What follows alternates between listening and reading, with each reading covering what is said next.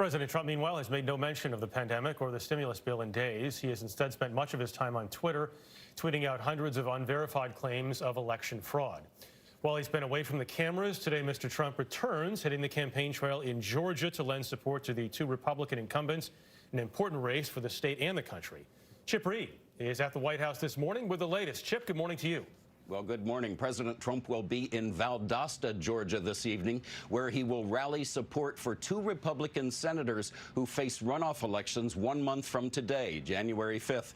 Those races are incredibly important because they will determine which party controls the United States Senate. And many Republicans are worried that the president, with his constant false claims of election fraud in the presidential election, will depress Republican turnout and hand victory to the Democrats. The road to the Senate Republican majority runs right through the state of Georgia.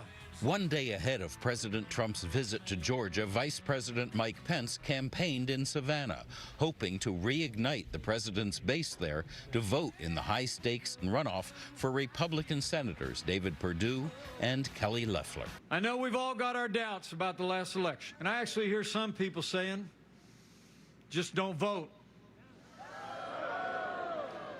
My fellow Americans, if you don't vote, they win. It's massive fraud.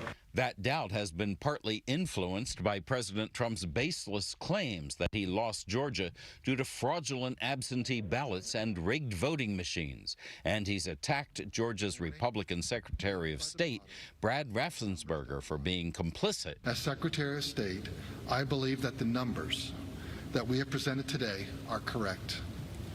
The numbers reflect the verdict of the people. He hasn't looked. When he looks, he'll see the kind of evidence that right now you're seeing in the Georgia Senate. You know, they're going through hearings right now in Georgia, and they're finding tremendous volumes, so they haven't looked very hard. On Friday, the Trump campaign filed a lawsuit in Georgia's state court against Raffensperger and other state officials. They're asking the court to invalidate the state's general election results, charging tens of thousands of illegal votes were cast. President Trump said yesterday he'll be watching those two runoff campaigns very closely, telling reporters, quote, "We will have our eyes on it like nobody's ever watched anything before." Michelle? All righty, Chip. Thank you.